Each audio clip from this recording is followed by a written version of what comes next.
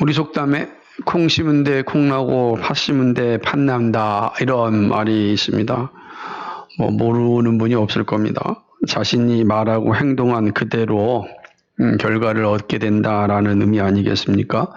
그래서 이 말은 긍정적일 때도 또 부정적일 때도 모두 다 사용되는 그런 속담이라 생각합니다.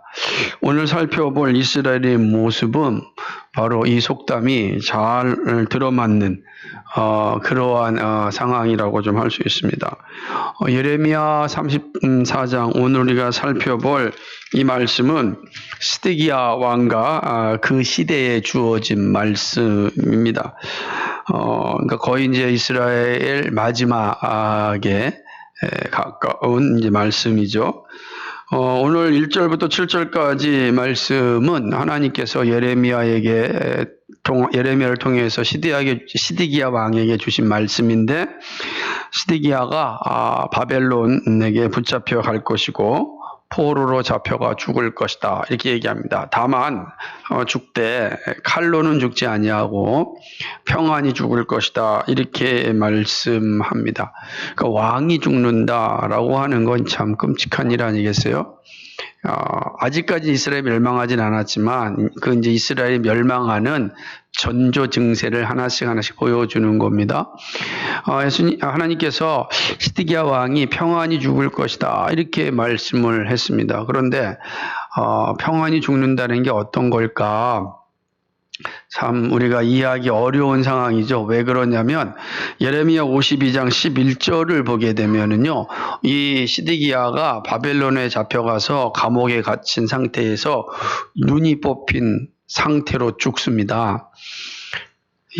하나님 근데 그러한 시드기야의 죽음을 평안히 죽는다 이렇게 말씀하셨거든요. 그럼 어떤 의미를 담고 있겠습니까? 그러니까 이 시드기야 말고 다른 사람들의 죽음이 얼마나 참 끔찍한 죽음이었는지를 우리가 생각할 수 있는 거죠. 그들의 죽음에 비할 때 이 시드기야 왕의 죽음은 말 그대로 평안히 죽은 거죠. 그러니까 감옥에서 눈이 뽑혔지만 감옥에서 자연사했다 이렇게 볼 수가 있을 것입니다. 또 뿐만 아니라 평안히 죽는다라고 하는 말씀을 하시면서 어떤 얘기를 하냐면 우리가 마지막 때 두 가지의 모습이 나타나는데, 하나는 사람들이 아이고 잘 죽었다, 저런 너 여기 살아서 뭐하냐, 빨빨 죽어야지 이렇게 말하는 죽음이 있을 것이고, 또 한 줌은 너무 안타깝다, 그래도 우리에게 좀 더 같이 있었어야 되는데 라고 하는 죽음이 있을 것지 않겠습니까? 그런 측면에서 시드기야의 죽음은 사람들이 애통해하고 또 그에 대해서 안타까운 마음을 가지고 있음을 잘 보여주고 있습니다. 그냥 5절에 이제 그렇게 나와 있지 않습니까? 슬프다 주여 하리니 이렇게. 그러니까 참으로 슬프다, 우리가 함께 있어야 되는데 이렇게 안타까운 죽음을 맞이한 것에 대하여서 사람들이 애통한 그런 죽음이었다. 그런 측면에서 시드기야의 죽음은 평안한 죽음이었다. 이렇게 우리가 좀 생각해 볼 수가 있을 것입니다. 어쨌든 1절부터 7절까지는 이러한 시드기야와 또 이스라엘의 멸망에 대해서 이야기하고 있는 것입니다. 그런 이후에 8절로부터 마지막 22절까지는 이스라엘이 멸망한 이유를 다시 한번 말씀하게 됩니다. 근데 우리가 지금 이 본문을 잘 이해할 때 우리가 31장부터 계속해서 예레미야서가 강조하고 있는 것 중에 하나가 뭐냐면 언약이거든요. 하나님의 언약, 새 언약을 계속해서 반복하고 있기 때문에 오늘 이 말씀에도 이 언약이 다시 한번 등장하는 것을 보게 됩니다. 그런데 오늘 34장의 언약은 31장부터 30장까지 말씀하였던 내용과 약간 다릅니다. 같은 거지만 그 내용이 좀 다른 언약이다라고 할 수가 있는 것입니다. 이스라엘이 멸망한 이유는 하나님께서 맺으신 언약을 이스라엘 스스로가 파기하였기 때문입니다. 하나님은 이스라엘과 맺은 언약 가운데 특별히 이 노예에 대한, 이 종에 대한 그 언약을 맺었는데, 그래서 이 히브리 사람들은 종이다, 노예다 이런 말을 쓰는 것은 합당하지 않고, 그게 노동자다, 그러니까 품꾼 노동자다, 삭군 노동자다, 이렇게 이런 표현을 쓰는 것이 바람직하다라고 이제 현대의 많은 대기 성경 신학자들은 이야기를 하지만, 그러나 어쨌든 우리가 성경에 기록된 우리의 용어로 본다면 종이고 노예라 이 표현이 되어 있기 때문에 우리는 그거를 좀 생각하면서 들어야 됩니다. 사실 저의 입장에서도 이 말씀을 볼 때는 노동자라고 하는 의미가 훨씬 더 합당한 용어가 아닌가 이렇게 생각을 해 보는 것입니다. 하나님께서는 이스라엘 백성들에게 말하기를 히브리인 사람들, 자기 동족끼리는 노예를 종을 삼으면 안 된다. 이렇게 이제 말씀하셨어요. 언약을 맺으신 거예요. 하나님 맺으시길 너희는 절대로 너희들끼리는 노예를 삼으면 종을 삼으면 안 된다. 이렇게 이야기한 겁니다. 혹 종을 또 노동자로 삼을 그 상황이 있는데 두 가지는 있습니다. 하나는 뭐냐면은 성경을 보니까 이 돈을 빌리고 갚지 않을 때, 그러니까 부채가 있을 때 그 갚는 것 대신하여서 그 기간 동안을 이 종으로 이제 살아야 되는 것입니다. 열왕기하 4장 1절에 보게 되면 이런 내용들이 1절에 보면은 그 모습이 기록되어져 있고요. 또 어떨 때 종이 될 수가 있냐면은 도둑질한 겁니다. 도둑질을 한 피해를 보상하지 못했어요. 도둑질을 했는데 잡혔어요. 근데 이거를 이제 다시 갚아야 되는데 이거를 갚지 못할 때 그 대가로 이제 종이 되는 겁니다. 그 외에는 이제 이스라엘 사람들은 서로가 종이 돼서는 안 된다라고 이야기한 것입니다. 근데 이렇게 하더라도 그 모습은 사실은 뭡니까? 출애굽기 22장 2절 3절에 보면은 그 내용이 잘 나와 있어요. 근데 이렇게 하더라도 언제까지만 종이 될 수 있냐면 6년까지만 합니다. 그러니까 안식년이 되면은 다시금 자유롭게 풀어줘야 됩니다. 근데 이거는 누구의 권리냐면은 종의 권리입니다. 그러니까 종이 그렇게 됐다 할지라도 반드시 7년째는 이렇게 풀려나야 되는, 자유롭게 되는 것이죠. 주인은 그 일을 해야 되는 것입니다. 풀어줘야 되는 거, 자유롭게 해줘야 되는 거죠. 이게 이제 노동자들이 주어진 권리였고 주인들이 반드시 그 의무를 감당해야 했습니다. 이것이 바로 희년의 정신이기도 하는 것입니다. 그죠? 희년은 뭐냐면 그러니까 안식년이 7번 지난 50년째 되는 때를 희년이라 그러잖아요. 그러니까 희년 때 모든 것을 더 자유하게 하듯이 매 안식년마다 이런 종들을 원래 자기의 집으로 돌려보내는 그런 어떤 자유가 주어졌습니다. 이게 하나님께서 이스라엘 백성과 맺은 언약이었어요.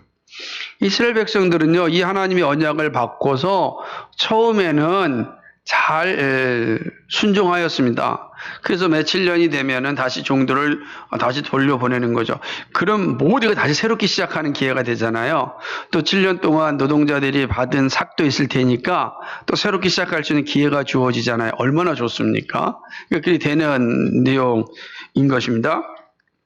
그런데 문제는 나중에 보니까 이 이스라엘 사람들 중에 이 부자, 권력을 가진 사람들이 종들을 다시 돌려보내는 것에 대하여서 반감을 갖기 시작한 겁니다. 아깝잖아요.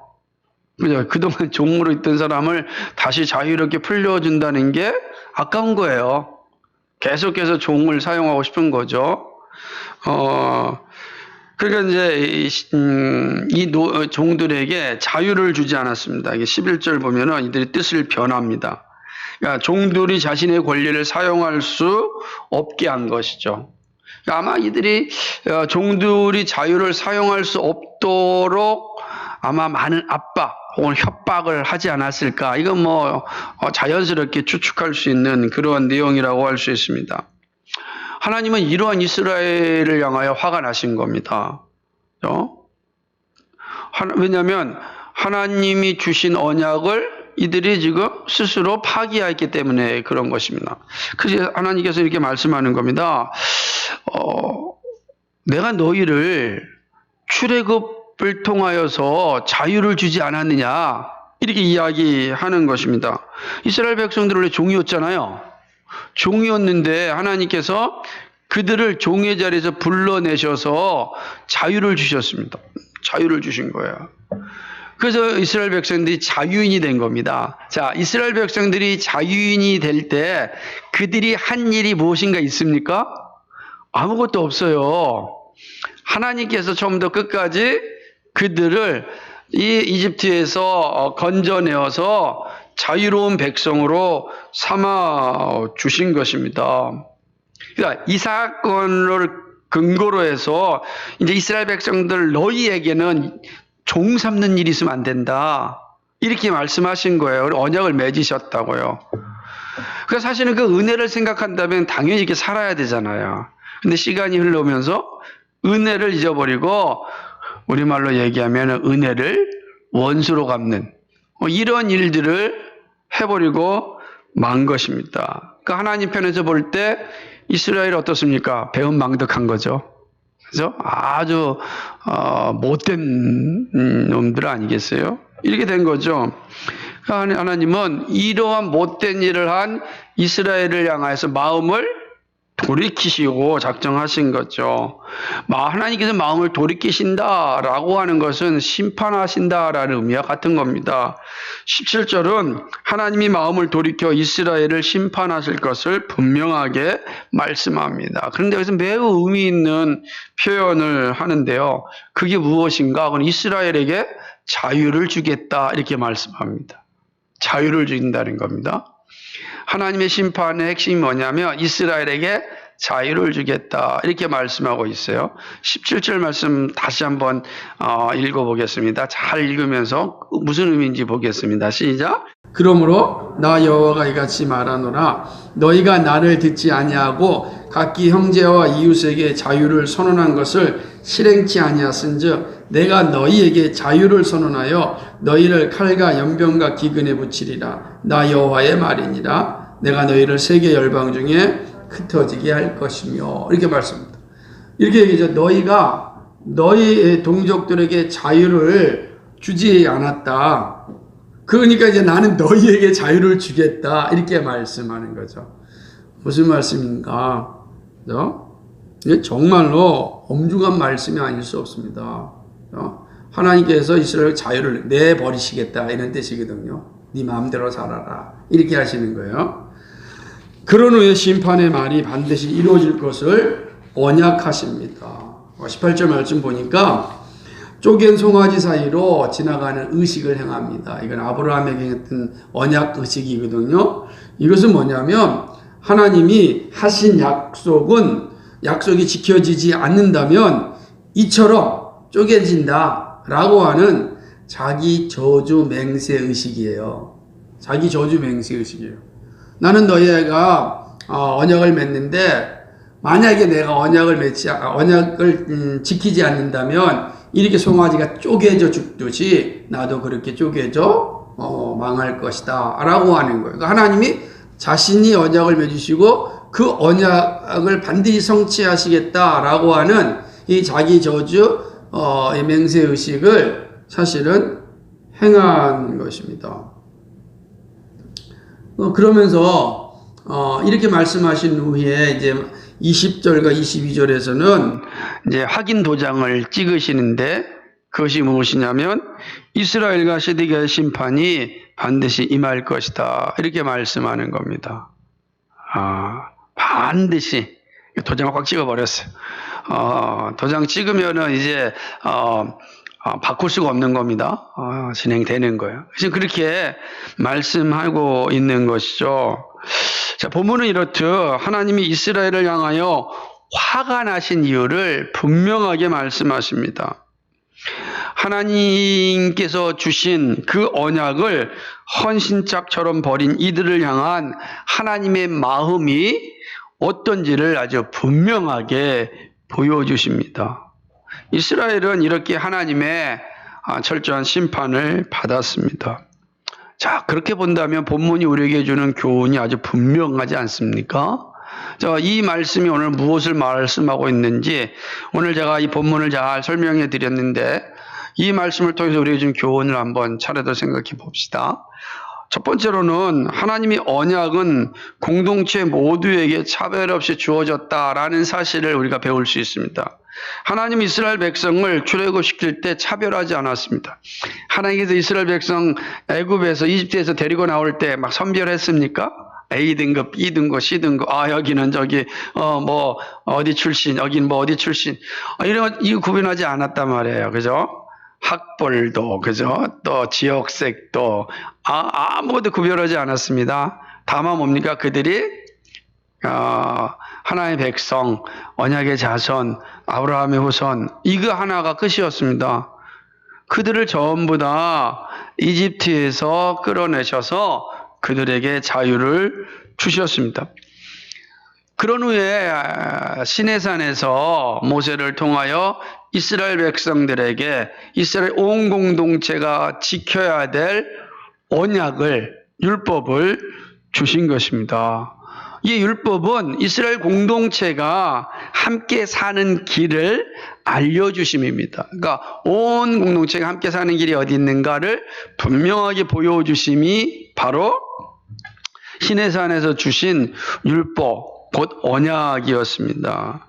그 가운데 가난한 사람도 부자도 삶의 질을 잘 유지할 수 있는 길을 알려주신 거죠.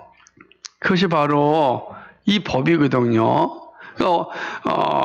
서로에게 결코 삶의 질을 영원히 파괴할 수 있는 고난을 가질 수 없다. 이것이 하나님이 주신 율법이었어요. 그래서 혹 실수나 죄로 인하여 종이 되는 상황이 되어도요, 서로 이스라엘 백성들끼리는 종을 사고 팔 수 없는 거예요. 그건 하나님 허락하신 게 아니에요. 이방인들은 그럴 수 있어도 이 히브리인들은 그렇게 할 수가 없었던 것입니다. 동시에 영원토록 종으로 살 수 있게 하지 않았습니다. 7년이 되는 해에는 누구든지 자유하게 할 수 있게 하였습니다. 이렇게 해서 공동체가 자유로운 삶을 살 수 있게 된 것입니다. 생각해 보세요.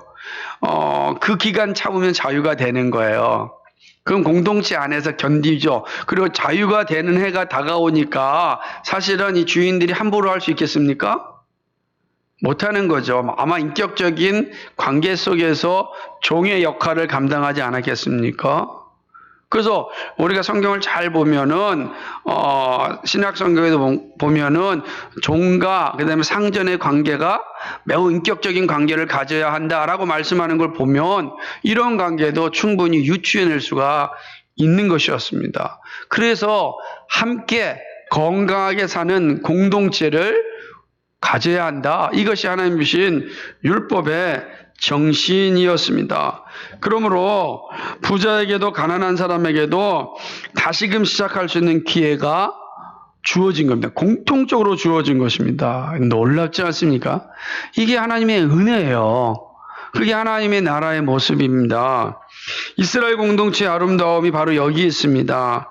그런데 이 아름다움을 인간의 탐욕이 박살내버리고 만 것입니다. 하나님의 은혜를 망각하게 하였습니다. 종을 부리는 부자들의 탐욕과 편리를 위하여 하나님의 법을 어긴 것입니다. 자신의 것을 나누는 것을 거부하였습니다. 하나님이 맺으신 그 놀라운 은혜를 발로 차버린 거죠. 왜요? 난 내 마음대로 살고 싶다는 거죠. 지금 잘 살고 있는데 왜 이거 끊었냐고.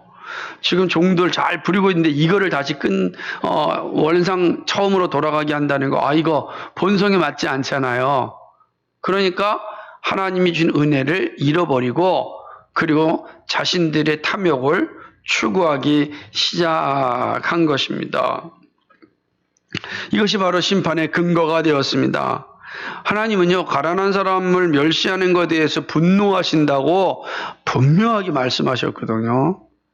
잠언 14장 31절에 보니까 가난한 사람을 학대하는 자는 그를 지으신 자를 멸시하는 자요.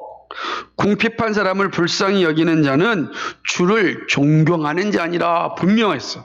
그러니까 가난한 사람을 멸시하는 자는 하나님을 멸시하는 거예요. 가난한 사람을 존중히 여기는 자는 하나님을 존귀히 여기는 거예요. 우리 교회 12가지 중에 하나가 가난한 사람을 존중히 여기는 교회가 되자라고 할 때는 그래서 하나님을 존중히 여기는 교회가 되자라고 하는 의미입니다.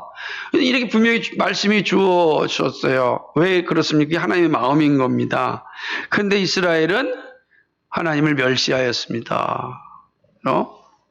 종들을 해방시키지 않았어요. 자유를 주지 않았어요. 멸시한 거죠. 언약을 배신하였을 뿐만 아니라 언약을 주신 하나님을 멸시하였습니다. 하나님 모두에게 동일한 언약을 주셨습니다. 모두가 함께 사는 은혜를 주셨습니다. 그것이 하나님의 자녀들이 사는 공동체예요. 그런데 이거를 박살내 버렸으니 하나님 마음이 어떻겠습니까? 얼마나 속이 상하겠습니까? 그렇죠? 예수님은요, 자신의 것을 탐하고 나누지 않는 자들은 하나님 나라에 합당하지 않다라고 말씀하셨습니다. 그러니까 지금 언약의 정신을 예수님이 그대로 전하시는 겁니다. 우리가 잘 알고 있는 내용이 하나 있습니다. 어떤 내용입니까? 예수님의 제자가 되고 싶어서 찾아왔던 부자 청년이잖아요. 그 부자 청년은 제자가 됐습니까? 제자가 되지 못했습니다. 왜 그렇습니까? 자기가 가지고 있는 그 물질, 자기가 가지고 있는 것이 너무나도 소중하였습니다. 탐심이 가득하였죠. 그러므로 나눠서 가난한 사람에게 나눠주라 할 때 그거를 실행하지 않았습니다. 다시 말한다면 부자 청년에는 하나님을 존경하는 마음이 없는 거예요. 하나님을 존귀히 여기려는 마음이 없는 거예요. 하나님을 멸시하는 자였죠. 그럼 그가 왜 예수님을 따라간 겁니까? 교양인의 삶을 살고 싶은 것밖에 없는 거예요. 남들 다 좋은 선생님 따르니까 나한테도 좋은 선생님 하나 있다. 이거 얼마죠? 나 좋은 선생님 하나 있다. 내세우는 거죠. 이것이 바로 부자 청년의 실수였습니다. 결국 그는 구원받는 자의 자리에 이르지 못하였습니다.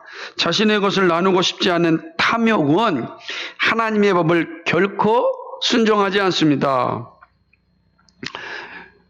그런 측면에서 우리의 모습은 어떻습니까? 우리의 모습은 어떻습니까? 우리 항상 이 사실을 기억하고 있어야 됩니다. 하나님의 법은 구원받은 자의 삶의 규범입니다. 구원받았다면 우리 늘 하나님의 법이 우리 안에 살아 있어야 합니다. 이 사실을 늘 기억할 수 있길 바랍니다. 두 번째로 우리가 본문을 통해 얻을 수 있는 교훈은 하나님은 언약에 신실하지 않는 이들과 함께하지 않는다라는 사실이죠. 하나님은 이스라엘이 마음을 돌이킨 것에 대하여 분명하게 지적합니다. 하나님 맺은 언약을 배신한 이스라엘을 향하여 하나님은 떠나십니다. 자유롭게 살고자 한 이스라엘에게 자유를 주십니다. 근데 이 자유는 어떤 자유입니까? 죽음에 이르는 자유입니다.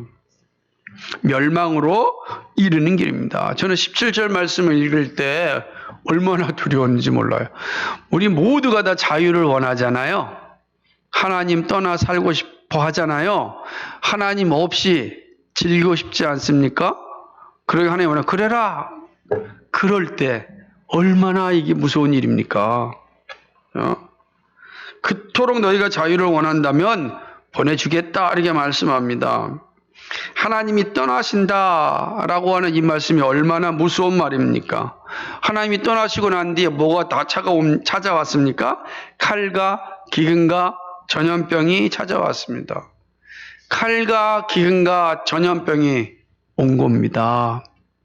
하나님이 떠난 자리에 이 칼과 기근과 전염병이 자리를 차지하였다라고 하는 것이죠. 결국 이스라엘은 이렇게 심판의 자리에 떨어지고 말았습니다.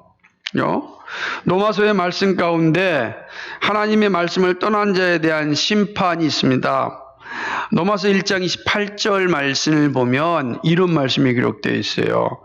또한 저희가 마음에 하나님 두기를 싫어하며 하나님께서 저희를 그 상실한 마음대로 내어버려 두사 합당치 못한 일을 하게 하셨으니, 내어버려 두신다는 거예요. 하나님 두기를 싫어하니까 하나님께서 뭐라 그러세요? 그래라. 내어버리신 겁니다. 사랑한다고 할 때 사랑을 받아야 되는데 사랑 싫어할 때 그래라. 그럼 끝나는 거예요. 그죠? 네 마음대로 살아. 자유 줄게. 하나님 우리에게 자유 줄게. 이게 멋있게 들립니까? 신나게 들립니까? 이게 얼마나 무서운 말입니까? 네 마음대로 살라는 것이죠. 하나님이 잡지 않으면요, 인간은 소망이 없습니다. 하나님이 잡을 때 소망이 있는 거예요. 근데 하나님이 잡는 기회를 자주 줘요. 그때 잡아야 되는데 그 기회를 발로 찬다고요. 이게 얼마나 끔찍한 일입니까? 하나님 말씀이 주어질 때 정신을 차리고 자신을 돌아보아야 합니다. 진리의 말씀에서 떠나서 나의 욕망으로 살고 있지는 않는지 살펴야 합니다.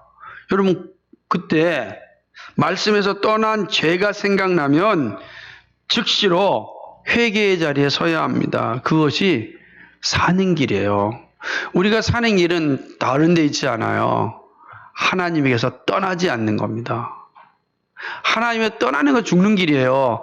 하나님에 떠나지 않는 게 사는 길입니다. 지금 우리 시대를 보십시오.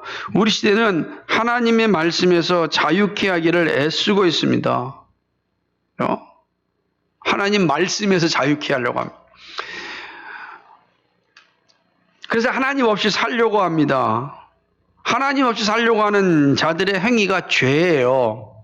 하나님 없이 살고 싶죠.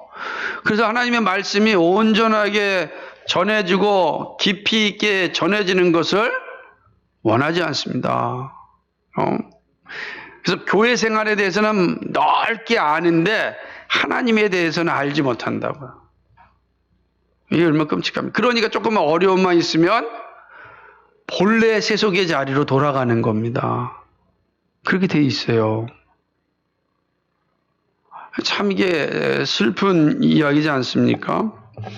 이미 서구에서는 이 19세기부터 18세기 후반 19세기부터 불어왔던 이런 하나님 떠나는 그러한 사상들, 세계관들이 아주 그냥 엄청나게 밀려와서 교회를 초토화시키지 않았습니까? 지금 그 절정이 포스트 모던이라는 사상 안에 우리가 살고 있지 않습니까? 하나님 없어도 산다라고 하는 것이죠. 하나님 없어서 살 수 있다. 그리고 하나님을 누가 만들었느냐라고 이야기하고 있지 않습니까? 그러니까 하나님으로부터 나 자유하겠다. 하나님의 굴레에서나 벗어나겠다. 이렇게 말하는 세상에 우리가 지금 살고 있습니다. 하나님은요, 언약에 신실하지 않는 자들을 향하여서, 언약의 말씀을 듣기를 거부하는 자들을 향하여서 그들이 원하는 대로 자유를 주십니다. 자유를 주세요. 멸망의 자리에 이르도록 내버려 두신다라고 하는 것입니다. 그런 측면에서 그리스도는 어떤 사람들입니까? 하나님의 은혜 가운데 사는 자입니다. 하나님 안에서 자유를 누리는 자이고 하나님께 매임받기를 기뻐하는 자입니다. 멍에를 매는 거예요. 말씀에 멍에를 매는 거예요. 그게 그리스도인이에요. 그리스도인은 철저하게 말씀에 매여서 살아가는 거죠. 그래서 말씀이 가는 데까지 가고 말씀이 멈추는 거예요. 그게 멍에잖아요. 멍에로 가면은 가는 거고 멈추듯이 말씀이 그리스도인의 멍에가 되어야 된다고요. 그 말씀이 가는 데까지 가고 말씀이 멈추는 데서 멈추는 거예요. 그게 사는 길이란 말이에요. 근데 그 멍에를 벗어버리면 자유하게 됩니다. 그럼 자기 마음대로 날뛰는 거죠. 말 날뛰는 거예요. 날뛰는 거예요. 날뛸 때 누가 잡을 수 있겠습니까? 여러분, 올해가 황소해라 그럽니다. 뭐 우리나라 절기로는. 황소 생각해 보세요. 황소에 멍해가 있으니까 딴 데 가지 않고 제대로 가죠. 그 황소의 멍해를 떼어버린다면 어떻게 되겠습니까? 누가 맡겠습니까? 아마 어마어마한 일들이 일어날 겁니다. 그리스도인들이 그렇습니다. 말씀의 멍에를 벗어던지면 안 됩니다. 우리 말씀의 멍에에 매인 자, 그게 진정으로 자유를 누리는 자예요. 그게 진정한 자유를 가지고 있는 자다. 이 사실을 잘 기억해야 되는 것입니다. 그러나 하나님은 그 멍에 매기를 싫어하는 자가 있다면 자유케 하신다. 함께하지 않는다.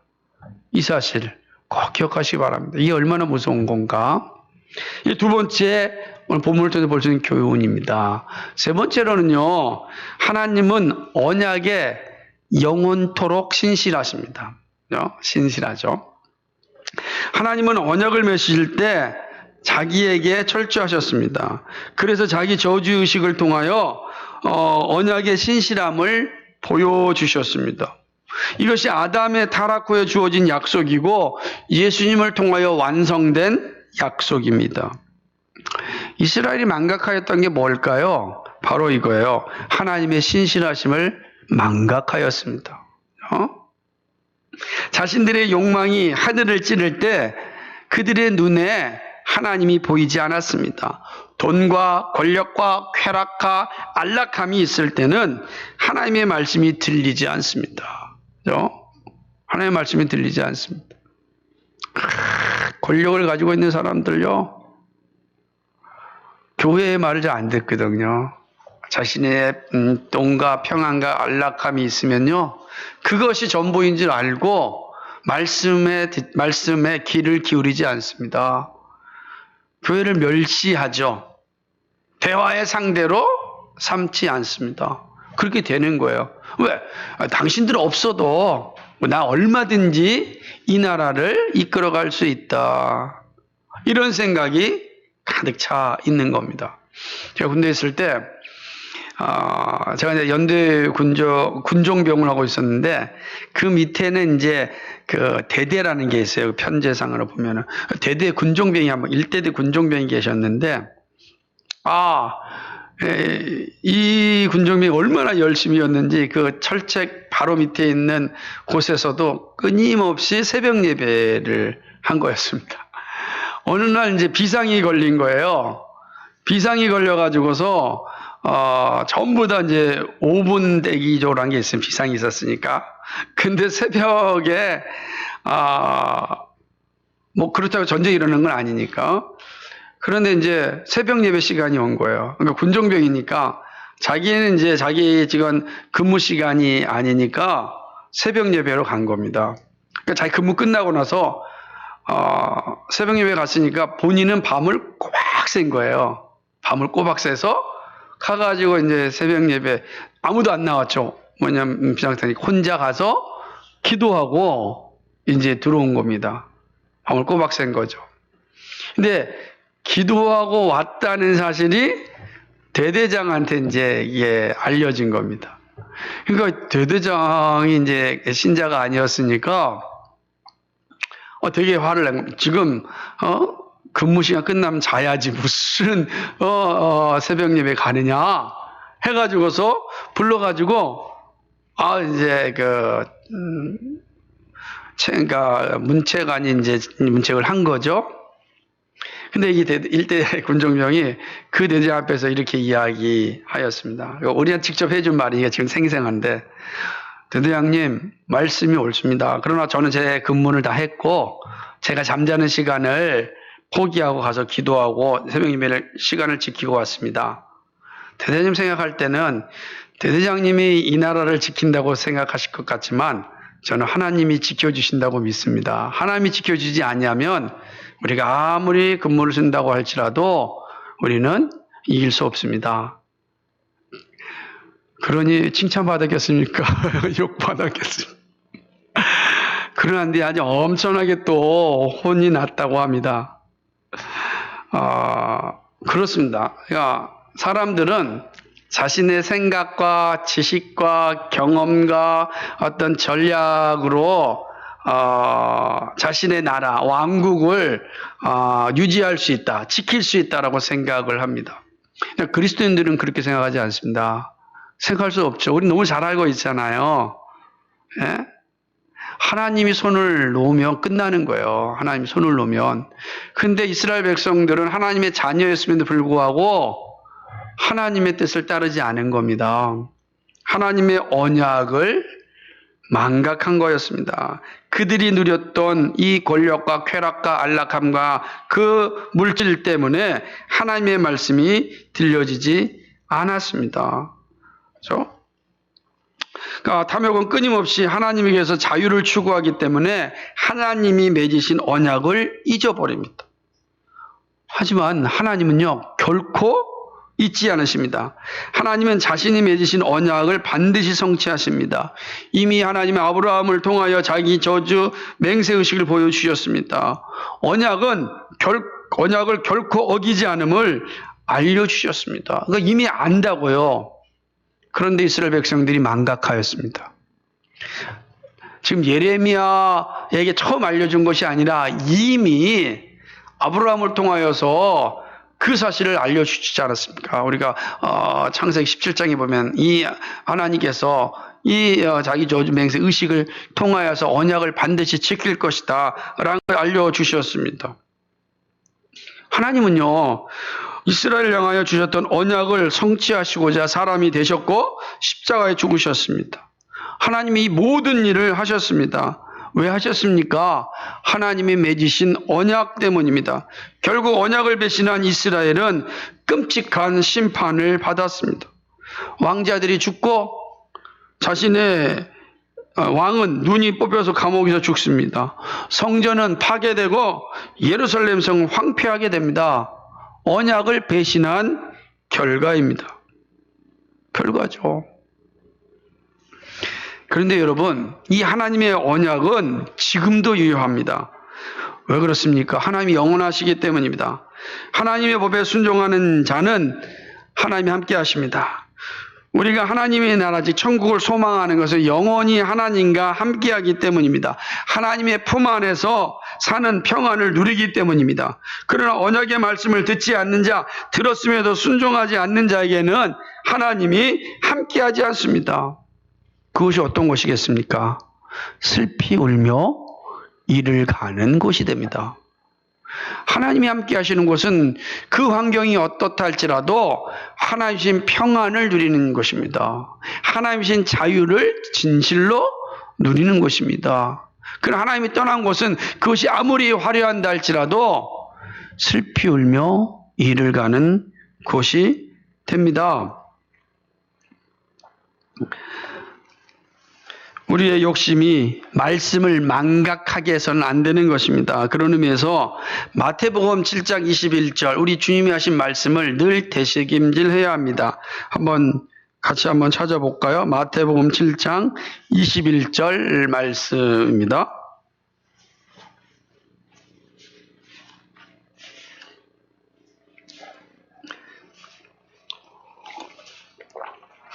같이 읽습니다. 시작. 나더러 주여 주여 하는 자마다 천국에 다 들어갈 것이 아니요 다만 하늘에 계신 내 아버지의 뜻대로 행하는 자라야 들어가리라. 아멘. 사랑하는 여러분, 하나님이 맺은 언약을 헌신짝처럼 버린 이들을 향한 하나님의 마음은 분명합니다. 이스라엘에게도 지금 우리들에게도 동일합니다. 우리는 구원받은 자녀로 하나님의 말씀을 더 깊이 듣고 순종해야 합니다. 언약의 자녀답게 진리를 알기를 힘써야 합니다. 그리고 안 진리를 삶 속에서 행하기를 힘써야 하는 것입니다. 성령께서 우리를 도우십니다. 성령께서 자유하는 자가 되면 안 됩니다. 성령의 메인자가 되어야 합니다. 성령의 통제를 받기를 즐거워해야 합니다. 성령의 인도하심에 순종할 수 있어야 합니다. 우리 시대는 더욱더 성령을 무시하고 인간을 강조합니다. 이제는 앞으로 인간을 넘어서 인공지능이 우리의 영혼을 흔들어 올지 모릅니다. 이미 호모 사피엔스라고 하는 책의 저자는 하나님 없는 인지혁명으로 문화가 발전되었다고 말합니다. 무슨 말입니까? 많은 사람들이 하나님에게서 자유를 선택하고 있습니다. 하나님 없이 문화가 이루어졌다, 이렇게 이야기하는 겁니다.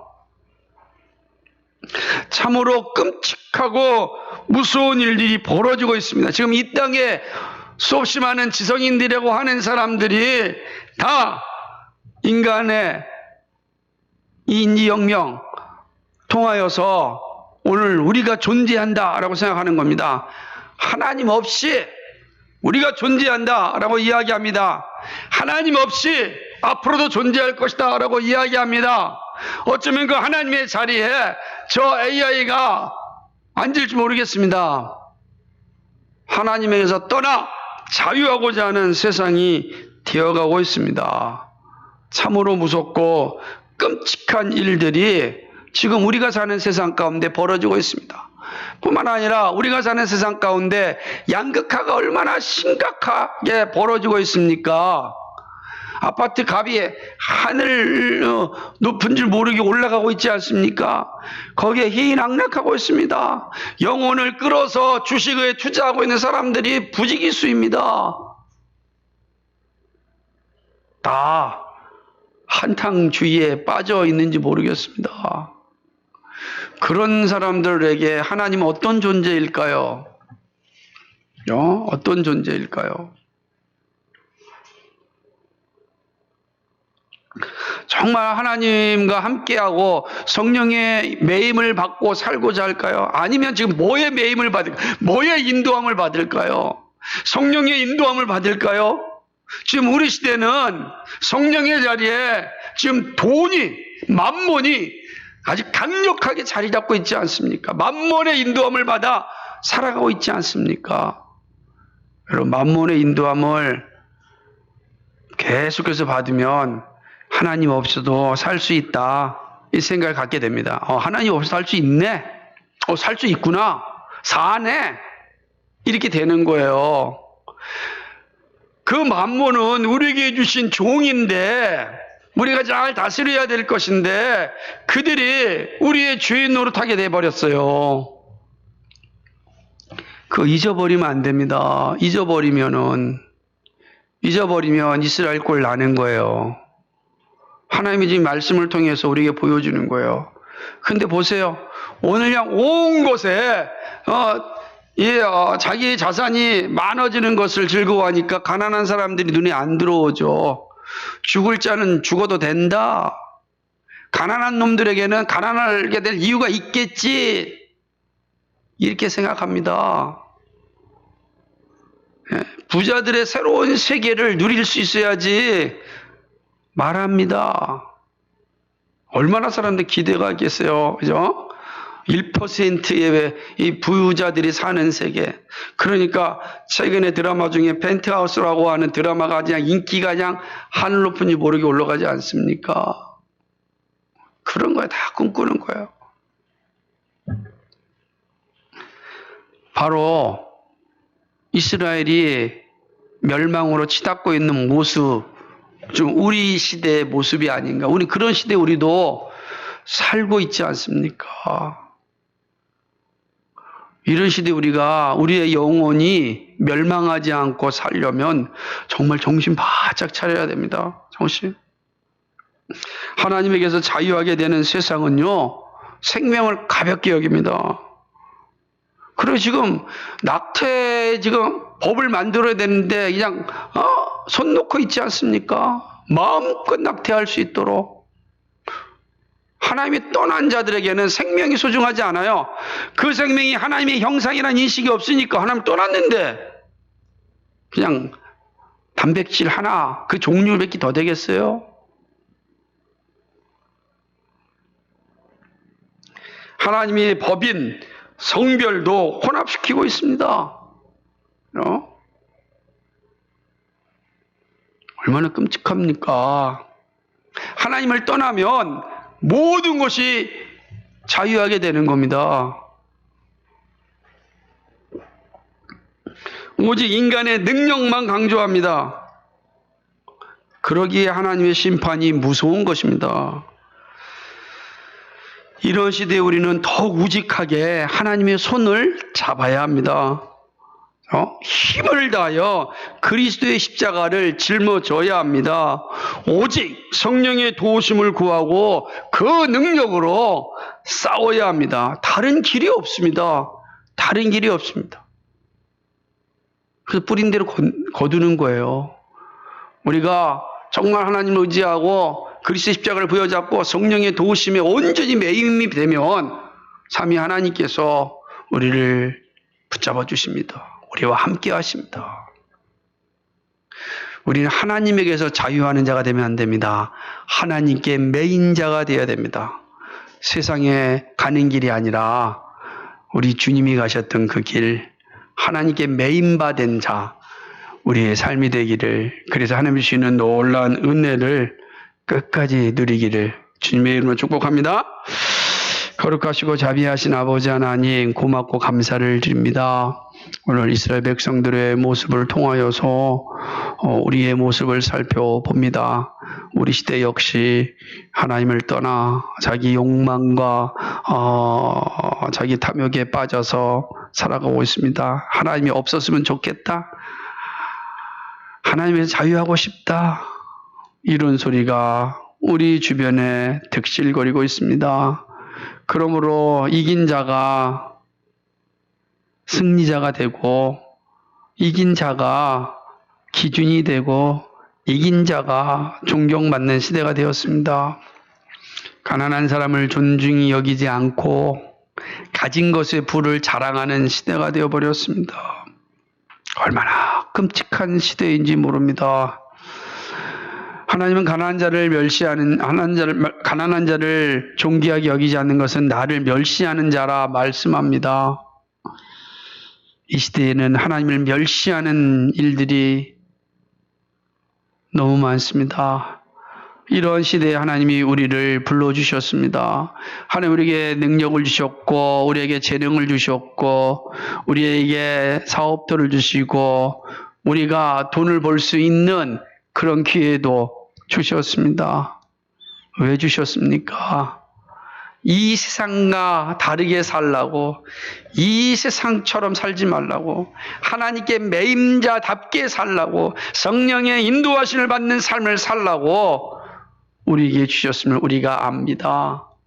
오 하나님 아버지, 이 놀라운 믿음을 잘 부여잡고 우리 주님 오시는 그날까지 힘들지만 믿음의 길을 걸어가고 하나님을 존중히 여기는 우리의 삶이 되게 하여 주시옵소서. 우리가 하나님의 언약에 충실할 때 하나님은 우리에게 항상 신실하십니다. 우리가 불충실할 때도 신실하셨던 하나님인데 우리가 충실하면 얼마나 기쁘고 즐거워하겠습니까? 우리가 하나님의 말씀 앞에 신실하며 살아가는 우리 모두가 되게 하여 주옵소서. 감사합니다. 예수 그리스도의 받들어 기도하옵나이다. 아멘.